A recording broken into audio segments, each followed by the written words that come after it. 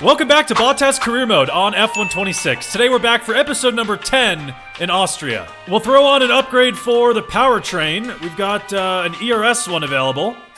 Magnetic compound, okay. We also have a tire wear upgrade and a weight distribution upgrade for the chassis. I think we'll go with this one. I think it makes a bit of a bigger impact for performance. Round 10 in Austria. So we're coming off of a 9th place finish in Barcelona, which I think is our 7th consecutive points finish.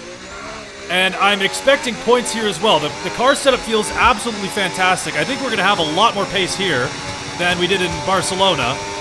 But we'll see what we can do. Into qualifying we go. We have rain coming on the forecast during this session.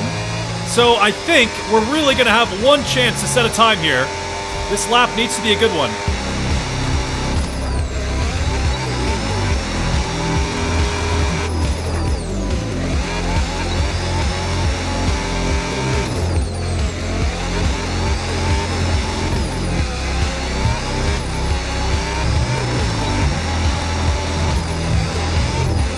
Around the final corners, that felt like a pretty solid lap.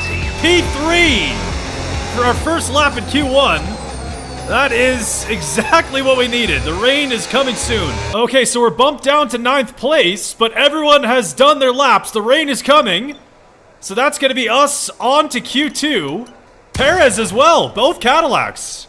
Nice. First lap of Q2 is a 1:15.6. That puts us 5th place for now. This is going to be really tight to start a lap. Yeah, 20 seconds. Oh, it's going to be really close across the line. Okay, we can get a lap in.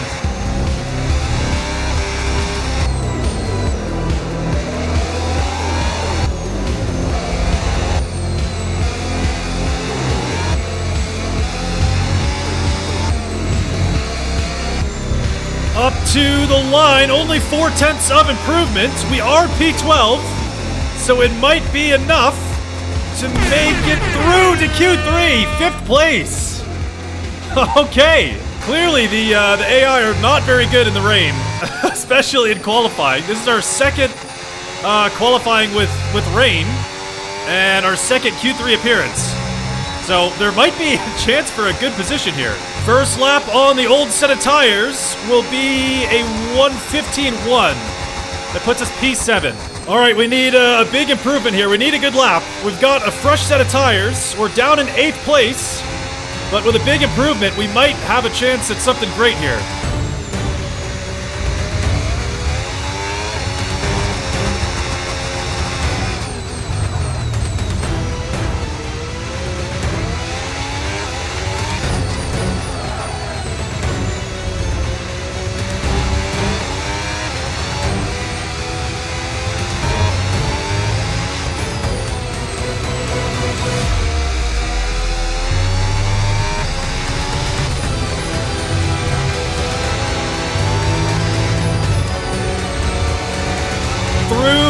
Final corners up to the line with a 2nd of improvement.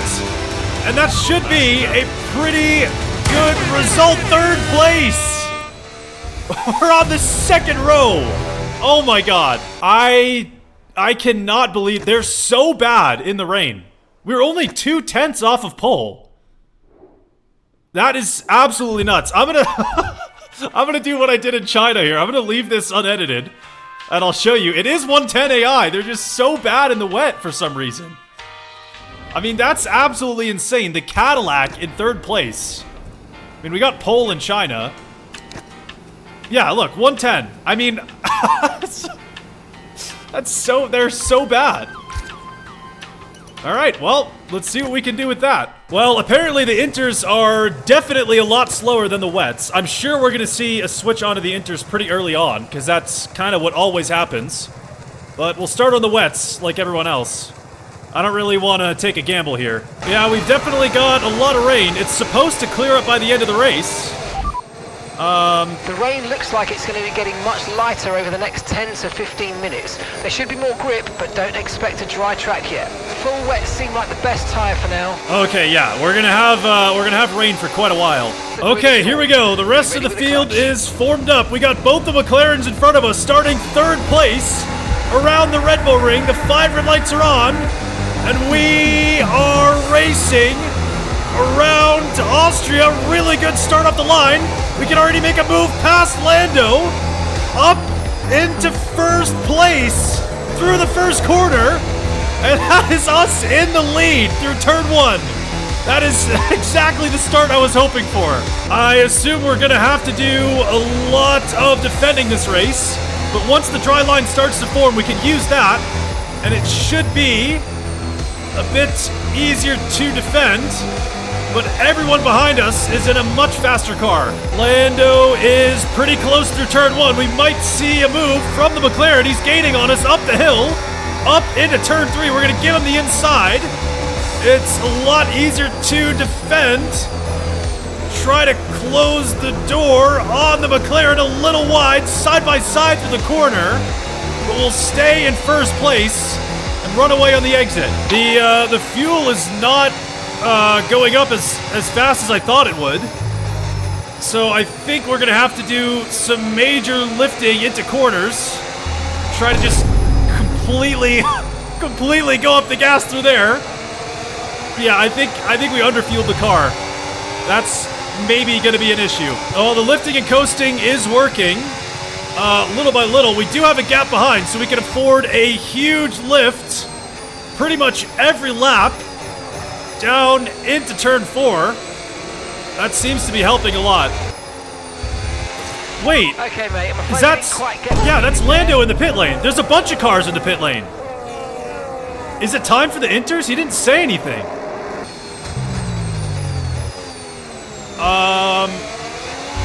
Sergio is in for his stop. Is it time for... Okay, full wet seems to be the fastest tyre for now. Why did they all just pit? Okay, well, I guess we'll come in for the inters. Okay, hopefully we've been fast enough on this lap to cover this off. I think we're still kind of on the crossover point, but we'll see where we come out. Okay, into the pit lane we go. Hopefully, this is not a mistake.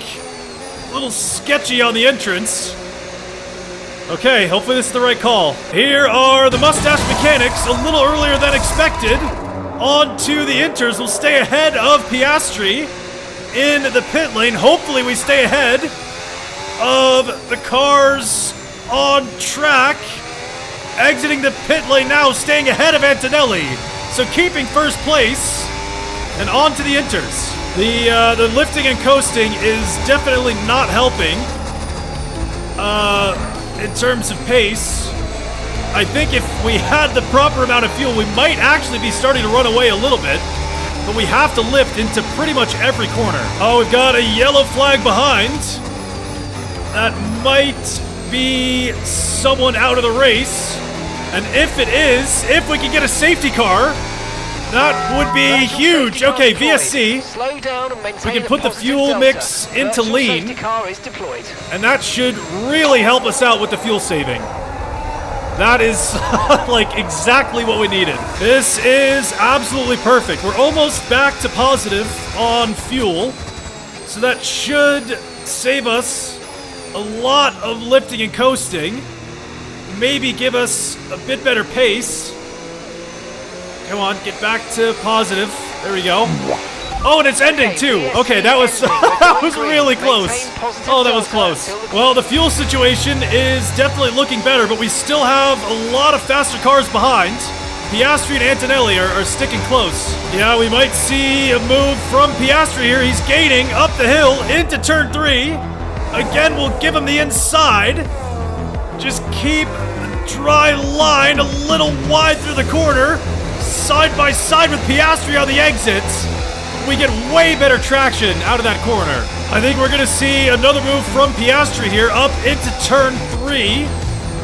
That's really the only opportunity anybody has around this lap. It's the only corner where we're seeing people try a move. Here comes Piastri. Again, we're going to force him off the dry line. And it should be an easy defense from the McLaren, closing the door and keeping first place. I think we're looking pretty good. We've got the fuel situation mostly under control. We have to lift and coast a little bit still, but nothing too bad. We can easily defend into turn 3. So as long as we avoid a mistake, I think we might be on for a win. Yeah, they're always gaining on us through this section, but they're just too afraid to try move. That was a code brown. Yeah, we might see yet another attempt from Piastri. Again, we're just going to stick to the dry line. And there's not much he can do. Around turn 3, still in first place. It is way too easy to defend around here. Oh, that's someone in the pit lane. Yeah, it's Piastri. Piastri pitting for a second set of inters on lap 24.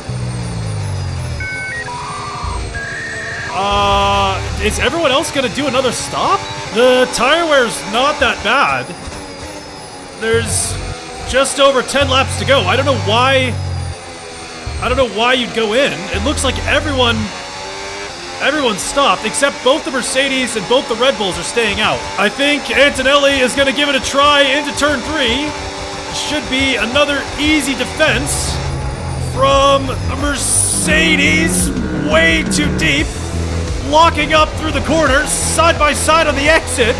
But again, look at the traction. That's insane. Well, the plan is definitely to just stay out until the end of the race. We've got 10 laps to go. Just stick on these inters. We will definitely see another move from Antonelli here. He's a lot closer this time. Up the hill into turn 3. Again, we're just going to keep the dry line. And there's not much he can do about it. I'm going to close the door on the Mercedes. And that is another easy defense, keeping first place on lap 30. Oh, that's Ocon out of the race.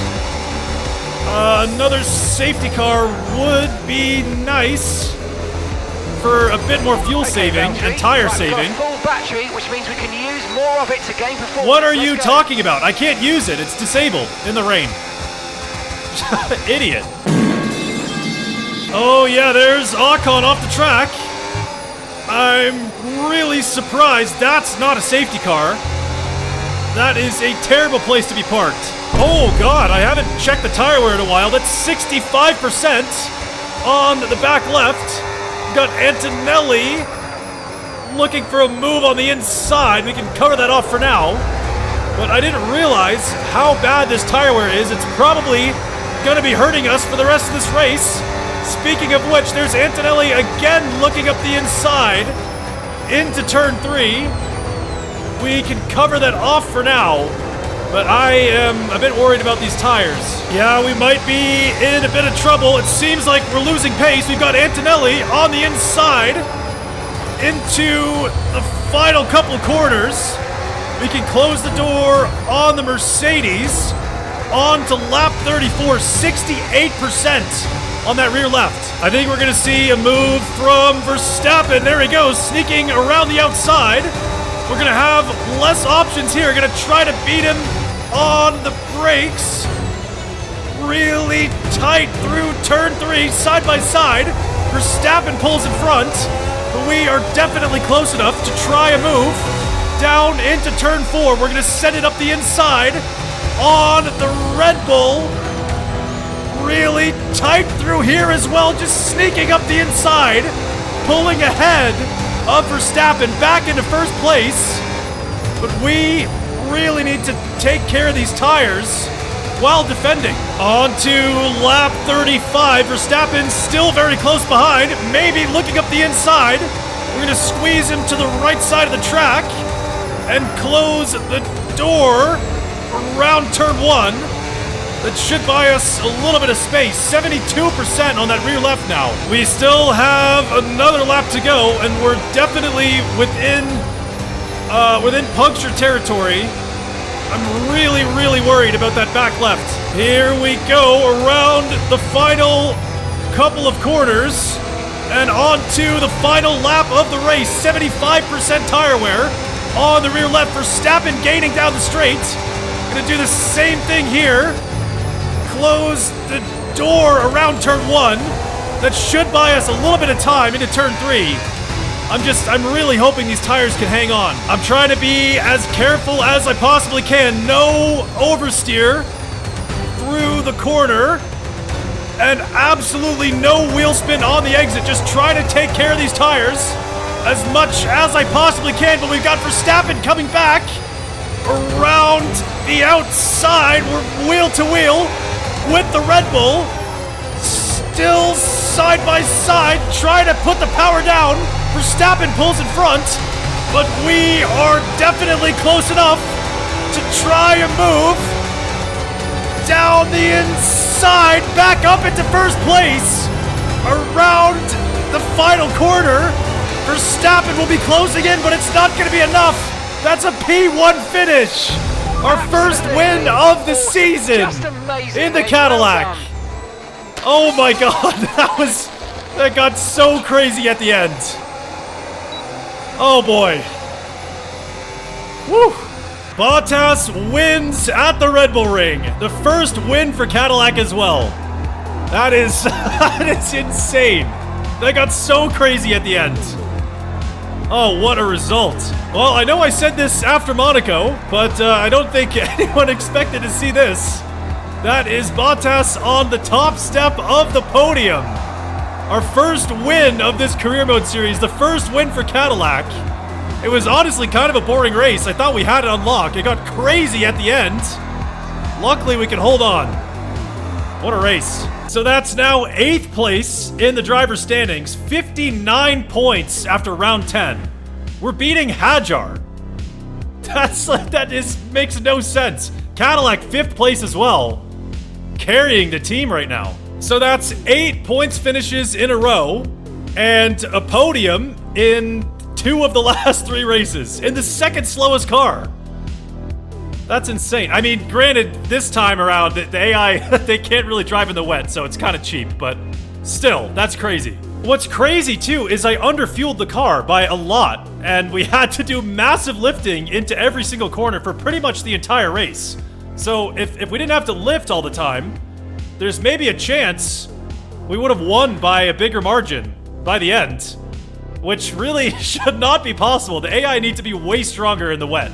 Like, that is absolutely crazy. Leading every lap in a Cadillac should not be a thing, but I don't know. I'll take the win. We've got Silverstone up next. That should be a strong track. Hopefully we can get a good result there too. So I'll see you for that one.